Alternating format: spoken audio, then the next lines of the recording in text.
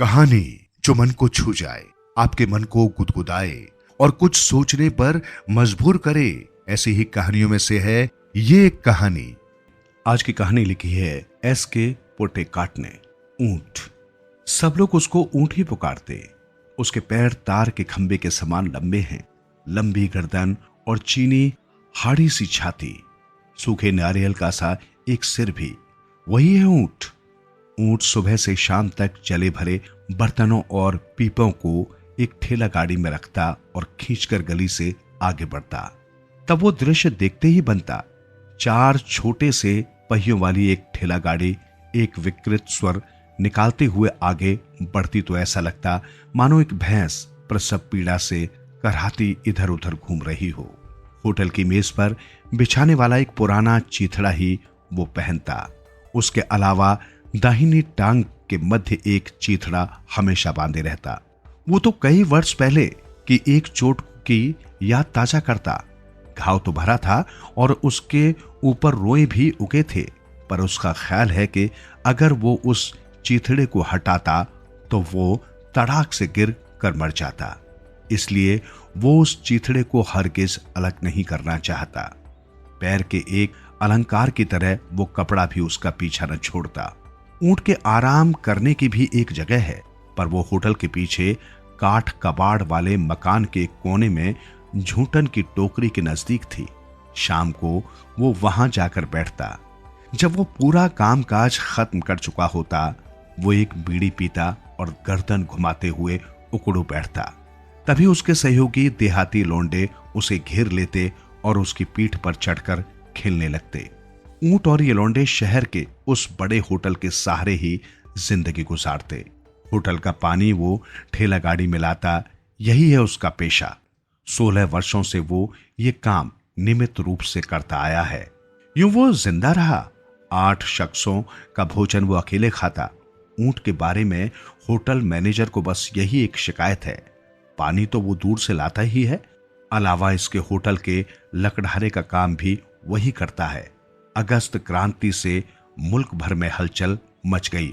दूसरा विश्व युद्ध भी खत्म हो चुका है या भारत ने आजादी की घोषणा कर दी है, ऐसी बातों की भनक तक ऊंट को न होती।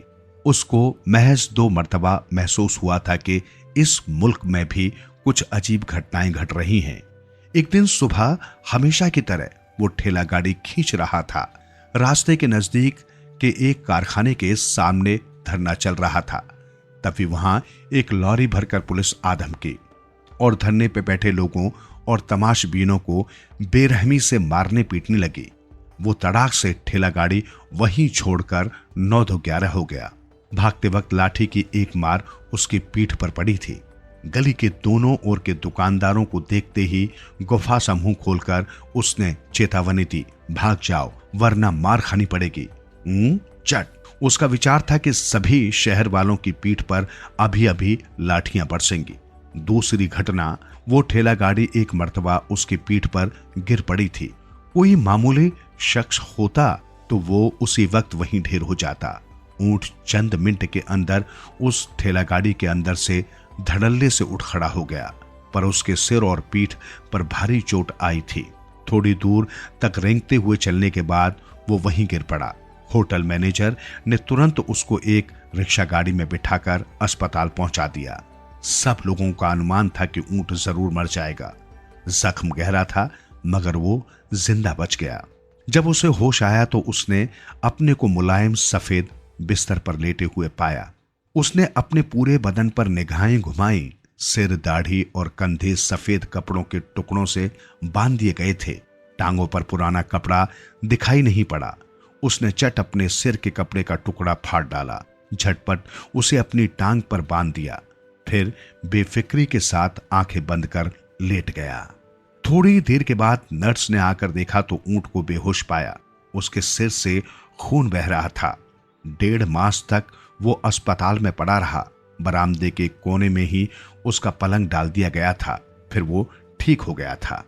एक दिन होटल के मैनेजर ने ऊंट को अपने कमरे में बुलाया। ऊंट सकपकाया। वे क्यों बुला रहे हैं?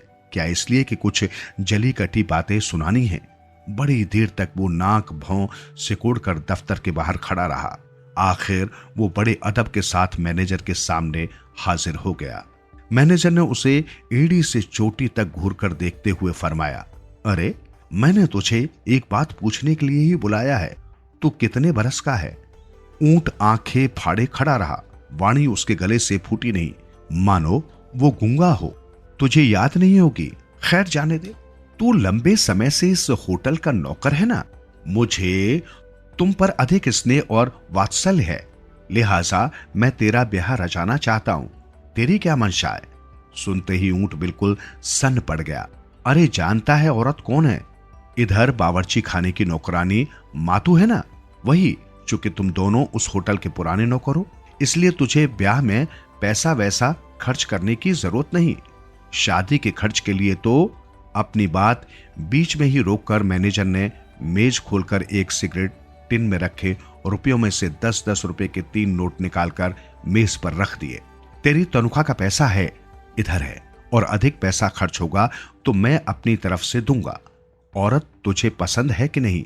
ऊंट मैनेजर से क्या कहे, वो टकटकी लगाए वहीं खड़ा रहा। तब तक ऊंट का विचार था कि औरत और ब्याह आदि से उसका कोई सरोकार नहीं। मोहब्बत की वो कल्पना भी कैसे कर सकता था? मैनेजर की बातों से उसे अपने जिस्म में नई गुदगुदी का एहसास हुआ। ऊंट ने जैसे नाक और होठों से कमरे को सूंघने की कोशिश की। अरे जल्दी बता, इसमें तुझे कुछ ऐतराज है क्या? मैनेजर बोला। ऊंट ने दांत निपोड़ते हुए सिर हौले से हिलाया। हां, तू अब जा, कल रात ही तेरी शादी होगी, समझे? कल तू पानी वानी लाने के लिए मत जाना और थोड़ा सा आराम करना। शाम को होटल के मैनेजर ने ऊंट को पुकार कर एक नई शर्ट, डबल धोती और एक जारीदार अंगूछा भेंट में दिया। अगला दिन भी आकर चला गया। रात होने पर जब तक होटल के सभी ग्राहक गए, तब तक 10 नंबर कमरे में शादी का सभी इंतजाम हो चुका था। नई पोशाक पहनकर जरा कोफ्ते के साथ ऊंट कमरे में दाखिल हुआ, तब भी उसकी टांग में बंधा रहने वाला कपड़े का टुकड़ा वहीं था। नई दुल्हन फर्श पर बिछी चटाई पर सज धज कर बैठी थी। ऊंट ने उसकी ओर सहम कर देखा। विदित हुआ कि वो मोटी और काली तरुणी उसी होटल की नौकरानी मातू है। उसके मन में खुशी की लहर उठी, पर उसे दबाते हुए वो उसकी ओर टकटकी लगाए वहीं खड़ा रहा। मैनेजर और उसके कुछ साथियों के सानिध्य में शादी की रस्म संपन्न हो गई। वो एक पूनम की रात थी, पर एकाएक बूंदाबांदी शुरू हो गई। ब्याह के बाद क्या करना होगा ये ऊंट को सूझा ही नहीं। वो टकटकी लगाए वहीं खड़ा रहा। इतने में मैनेजर की आवाज गरजी के, अब तू पुरानी जगह ही जाके लेट। यूं ऊंट को ये नहीं मालूम हुआ कि उसने कुछ खोया है या पाया। वो पहले दिन की तरह दिन काटने लगा। जिंदगी में ऐसी बेशुमार बातें थी जिनसे ऊंट कतई वाकिफ न था। उनमें एक शादी भी थी। महीनों गुजर गए। प्रत्यक्ष में ऊंट में कोई परिवर्तन नहीं हुआ, मगर उसकी अपनी खोपड़ी में चिंताओं की गुदगुदी का एहसास हुआ। सामान्यतः उसकी सेहत अच्छी थी, मगर अब तो वो शिकार हो गया था बर्दाश्त न कर सकने वाले एक सिरदर्द का। ठेला गाड़ी खींचते वक्त अब वो गली में नहीं देखता, उसकी गर्दन झुक जाती। बिना किसी वजह के वो नाराज हो जाता। ऐसे मौकों पर वो कभी भर्राई आवाज में गरजता, अंट शंट बातें करता। मातू को वो कभी कभार देखता बावर्ची खाने में, कभी चक्की में नारियल पीसते और कभी मसाला भूनते हुए। ऊंट को देखते ही मातू मुंह को आंचल में ढककर हंसी से लोटपोट हो जाती। उसने सब कुछ बर्दाश्त कर लिया था। शादी हुई 6 मास भी न बीते कि ऊंट ने सुना मातू ने एक औलाद को जन्म दिया है। एक दिन वो ठेला गाड़ी खींचते हुए जा रहा था, तभी तपाक से लड़के चिल्लाए, अरे देखो ऊंट का बच्चा। ऊंट ने गर्दन मोड़ते हुए उस औरत की तरफ घूरकर देखा। गली से मातू जा रही थी, उसकी छाती से चिपटा था वो दुलारा बच्चा। ऊंट की आंखों में रौनक आ गई। वो एक आम आदमी की तरह मुस्कुराया, झट गाड़ी रोक ली, हौले से मातू के नजदीक चल दिया। मातू मारे खौफ के वहीं खड़ी हो गई। ऊंट ने झट से नन्हे मुन्ने को उठाकर अपनी छाती से लगा लिया, फिर उस ठेला गाड़ी के पास चला गया। मुन्ने को एक हाथ से छाती से सटाते हुए वो ठेला गाड़ी खींचता चल दिया। मातू फफक फफक कर रो दी। वो गाड़ी के पीछे दौड़ती रही। लफंगे लौंडे शोर शराबा करने लगे। इतने में लोगों की भीड़ वहां जमा हो गई। पुलिस की टोपी देखते ही ऊंट ने ठेला गाड़ी वहीं छोड़ दी और 9-2-11 हो गया। उसने सोचा कि किधर दौड़ चलूं। होटल के सिवा और किसी जगह की बात वो सोच ही नहीं सका। मुन्ने को सीने से लगाए हुए वो सीधे होटल की तरफ दौड़ पड़ा। वहां भी पुलिस की टोपी नजर आई। वो खौफ के मारे भागा और होटल की सीढ़ियां चढ़ गया। देखा कि वही पुराना कमरा नंबर 10 खुला है। वो कमरे में घुस गया है, भीतर से दरवाजा बंद कर लिया। होटल मैनेजर, मातू, पुलिस और छोटी सी भीड़ कमरे के बाहर जमा हो गई। दरवाजा खुला। मैनेजर आदेशात्मक स्वर में दहाड़ा। कोई आवाज नहीं। दरवाजा खटखटाते हुए मैनेजर ने पुनः चिल्लाकर कहा, अरे तुझसे दरवाजा खोलने के लिए ही कह रहे हैं। मुन्ने को हरगिज नहीं दूंगा, ऊंट ने भीतर से भर्राई आवाज में कहा। वो तो बाद में देखेंगे, तू जरा दरवाजा खोलकर बाहर तो आ। ये मुन्ना मेरा है, सिर्फ मेरा। भीतर से पुनः भर्राई आवाज आई। अरे तुझे दरवाजा खोलने को ही हम कह रहे हैं। मैनेजर ने जोर से दरवाजा खटखटाया। इसकी मां तो मुझे नहीं मिली, लेकिन मुन्ना तो मुझे ही चाहिए। ऊंट दर्द भरी आवाज में गिड़गिड़ाया। अबे ये क्या बक रहा है? ये मुन्ना है किसका? पुलिस ने तड़ाक से पूछा। ये तो इसका मुन्ना है, मैनेजर ने औरत की तरफ इशारा करते हुए कहा। वो तो समझ गया, लेकिन बच्चे का बाप? पुलिस के हवाले की उपेक्षा करते हुए मैनेजर ने जोर से पूछा। अरे तू बच्चे का क्या करने जा रहा है? मैं इसे पाल पोस कर बड़ा बनाऊंगा, नहीं तो बेच डालूंगा, नहीं तो कत्ल करूंगा, कुछ भी करूंगा। ये मेरा मुन्ना है। ऊंट ने जवाब दिया। अरे बच्चों, अगर तू दरवाजा नहीं खुलता तो मैं दरवाजा तोड़ने का इंतजाम करता हूं, और मैं तेरी खाल खींच लूंगा। पुलिस वाले ने चेतावनी दी। अगर दरवाजा तोड़ा तो मैं मुन्ने को खिड़की से बाहर फेंक दूंगा। ऊंट ने धमकी दी। मुन्ने की रुलाई भीतर से सुनाई पड़ी। हाय, वो जानवर मेरे मुन्ने को मार डालेगा, मातू ने अर्ध बेहोशी की हालत में चीख कर कहा। मुन्ने राजा, सो जा सो जा। भीतर से ऊंट की लोरी की आवाज सुनाई पड़ी। मैनेजर पासों पेश में पड़ गया। कुछ लोग सन्न होकर खड़े सोचते रहे कि आगे क्या होगा। ये तो सिविल मामला है, क्रिमिनल नहीं। इससे मेरा कोई वास्ता नहीं। ये कहने के साथ पुलिस वाला नीचे उतरने लगा तो मैनेजर ने उसे रोका। इधर एक हत्या अगर अभी अभी हो गई तो ऐसी हालत में आप कुछ भी न जानने का बहाना कर कैसे जा सकते हैं? हत्या के बाद मुझसे रिपोर्ट करना, इस मामले से कोई सरोकार नहीं मुझे। कहने के साथ ही सिपाही चला गया। मैनेजर किंग कर्तव्य विमूढ़ हो गया था। दरवाजा तोड़कर अंदर घुसता तो ऊंट धमकी के मुताबिक मुन्ने को गली में फेंक देता। ऐसी हालत में बात और खतरनाक होती। बच्चे की रुलाई पुनः गूंज उठी। क्या पता कि ऊंट बच्चे को थपकियां दे रहा है या उसका कत्ल कर रहा है। अरे मुन्ने को तुझे ही दे देंगे, वो तो भूख प्यास से रोते रोते जान दे देगा। तू दरवाजा तो खोल, हम तेरा कुछ नहीं बिगाड़ेंगे। मैनेजर ने शांत स्वर में कहा, मगर भीतर से कोई आवाज सुनाई नहीं थी। मुन्ने की रुलाई बीच बीच में सुनाई पड़ती रही।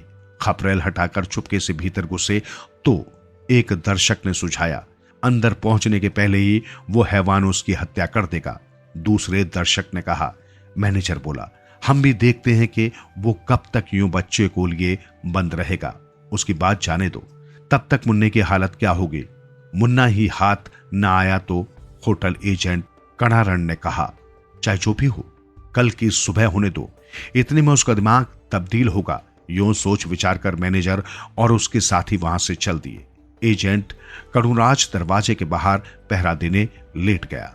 अगले दिन मैनेजर और उसके साथी कमरा नंबर 10 के बाहर खड़े होकर पुकारने लगे। भीतर खामोशी थी। आखिर तय किया गया कि दरवाजा तोड़कर भीतर घुसा जाए। दरवाजा तोड़ दिया गया। उन्होंने भीतर की ओर झांक कर देखा। देखते क्या है कि छत के शहतीर से ऊंट की नंगी लाश लटक रही है।